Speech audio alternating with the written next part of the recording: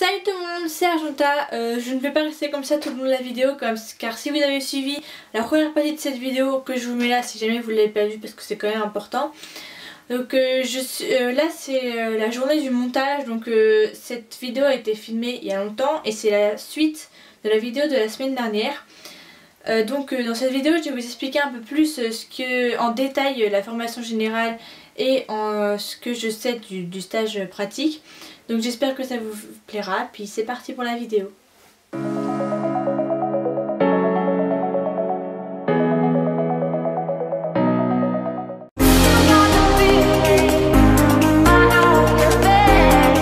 En ce qui concerne la formation générale, donc la première, donc celle que j'ai fait, ce que je peux vous dire c'est que c'était vraiment génial, moi j'ai adoré.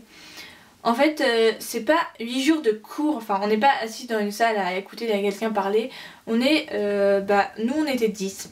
Une formation peut accueillir jusqu'à 40 personnes, 40 animateurs quoi, 40 futurs animateurs. Nous on était seulement 10, donc notre formatrice nous a dit que c'était pas la même ambiance, mais c'était vraiment bien. Après du coup on n'avait qu'une formatrice, si on avait des 40 on en aurait eu 4, enfin c'est 10, 1 pour 10. Et donc on apprend ce que c'est qu'un enfant, son rythme, ce qu'il faut respecter, on apprend les règles, on apprend l'acide. Enfin on apprend plein de choses comme ça, on parle du harcèlement, on parle de la sensibilisation, on parle de plein de choses. Donc ça c'est plus en format court, mais enfin c'est pas vraiment des cours, on est plus participatif que des cours parce que faut savoir qu'au BAFA il faut vraiment être participatif parce que c'est ça qui va déterminer si vous êtes apte à être animateur ou pas. En fait c'est de participer, de prendre des initiatives, il faut participer en fait. Sinon on fait pas que ça forcément, vu qu'on était en internat, je ne pense pas que c'est pareil pour tout le monde, enfin on avait des heures de vie collective pour organiser notre vie, donc en fait ça nous prépare à organiser un groupe sur une semaine de centre aéré ou sur une colo justement. Donc on organisait par exemple un jeu de la semaine, on organisait de quoi pouvoir payer pour aller au Super U, des trucs comme ça, enfin pas au Super U. Je fais pas un placement de produit pour le Super U. On avait des heures de vie collective, donc au bout d'un moment on n'a plus besoin, donc on en avait plus. Mais donc on avait ça. Sinon ce qu'on avait c'était des heures d'animation. On a eu 2 temps d'animation, chacun de 10 minutes. Donc c'était réparti sur toute la semaine, hein. Tout le monde passait pas le même jour, en même temps. En fait c'était des moments où on préparait une animation à l'avance. Donc on avait des temps exprès pour la préparer, ou alors on la préparait sur notre temps du midi. Et du coup on devait préparer une animation pour les autres. Donc on choisissait l'âge des enfants en fait qu'on devait le faire. Par exemple si on avait envie de faire pour les 3-6, au début de l'animation on disait vous êtes des 3-6 ans. Enfin ils devaient pas se comporter comme des enfants, mais je veux dire ils savaient que c'était pour les 3-6 ans, parce qu'on fait pas pareil avec des 3-6 ans qu'avec des 6-9 ans. Donc voilà. Et du coup on préparait notre animation, donc au début c'était libre, on faisait ce qu'on voulait. Après la formatrice a décidé qu'on devait faire tous un temps calme parce qu'on avait travaillé sur le temps calme et pour revoir ce qu'on pouvait faire, parce qu'on avait un peu fait tous des trucs dynamiques au début. Donc voilà pour ça. Après ça dépend de la formatrice, de votre organisme, tout ça, mais je pense que dans tous les organismes vous faites des animations entre stagiaires. Et du coup on essayait, on faisait notre animation pendant 10 minutes et après on arrêtait. On partait en dehors du groupe, la formatrice m'aidait tout seul et le groupe discutait entre eux donc sur ce qui avait été bien et pas bien. Et après on se remettait tous ensemble et on disait tous ce qu'on avait trouvé bien et pas bien, et ça permettait de progresser. Donc voilà, moi je trouve ça vraiment bien, ça nous a permis d'évoluer et de comprendre ce qu'il fallait faire, même en participant aux animations des autres, on comprend plein de choses. Donc c'est une bonne façon d'apprendre je le trouve, et je pense que tous les organismes le font, en tout cas j'espère.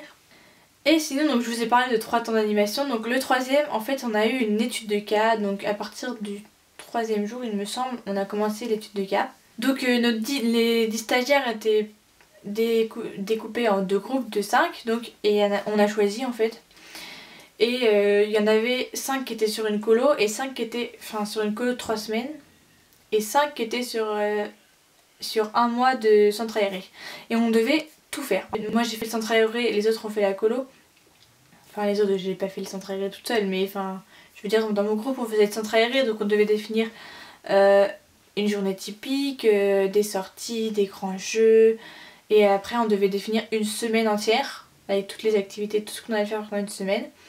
Et eux devaient définir leurs règles de vie, une journée type pareil, les veillées, donc préparer pareil leur veillée et leur sortie, et faire une semaine type, comme nous.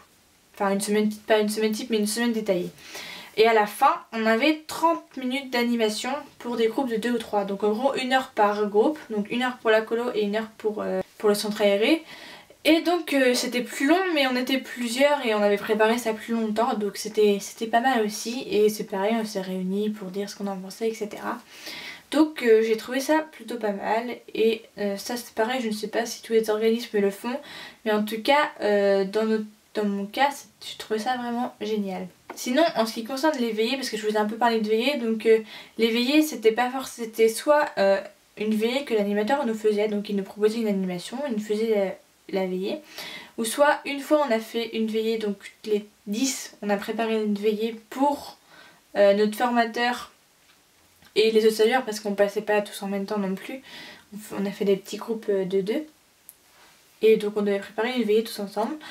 Donc sinon ce qu'il y avait d'autre c'était au début de la journée, en fait, on avait toujours une mise en train où notre formateur nous apprenait soit une chanson ou une danse. Et en fait, je les ai pas notées et j'aurais dû les noter. Enfin, je m'en suis rappelé après. Mais je me suis dit, oui, je vais m'en souvenir. Sauf que 8 jours de formation, au bout d'un moment, vous vous souvenez plus de la première chanson que vous avez fait le premier jour. Donc du coup, ça permet de les refaire avec les enfants en fait. Et du coup, c'était plutôt pas mal ça. Donc ça, je pense pas que tous les organismes le font. Enfin, ça, c'est comme ils veulent. Donc voilà.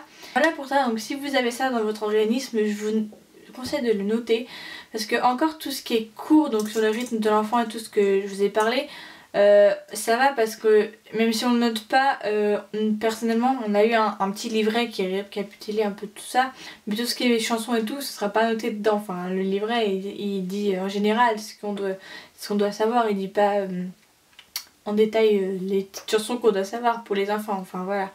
Donc après tout ça vous pouvez les trouver tout seul sur internet et sur des livres ou tout ce que vous voulez, mais c'est pas mal d'en avoir appris au BAFA, je trouve. Ça nous a, déjà il nous a montré comment faire avec des enfants, même s'il faisait avec nous, il nous a fait l'animation comme si c'était des enfants. Donc c'était plutôt pas mal. Et quand je vous dis des cours, par exemple, j'ai fait un cours sur les sports collectifs. Et on est pas resté sur notre chaise à l'écouter, on est parti dehors et on a essayé des trucs. Enfin voilà, donc c'est vraiment pas des cours, enfin ce stage c'est vraiment pas des cours. Sinon, ce qu'il y avait d'autre dans ma formation générale, c'était des points de situation. Donc on en a eu au début, au milieu et à la fin. Donc le premier c'était, on demandait pourquoi on voulait faire notre BAFA, pourquoi nous avons choisi cet organisme et tout ça. Le deuxième c'était de dire sur quoi on pouvait avoir évolué et les autres pouvaient nous dire des conseils, et le troisième pareil, donc pour faire un peu le bilan. Donc ça je trouvais ça aussi pas mal, parce que ça nous permettait de suivre un peu notre évolution à chacun, de se suivre entre nous et de suivre un peu nous comment enfin de nous rendre compte qu'on évoluait, quoi, qu'on faisait pas rien. Et je trouve ça plutôt pas mal. Donc ça c'est pareil, je ne pense pas que ce soit tous les organismes, mais enfin il y en a sûrement qui doivent le faire. Donc voilà pour la formation générale, j'espère que j'aurai pu vous aider sur ce point. Donc maintenant je vais vous parler du stage pratique, parce que j'ai commencé à faire mes recherches.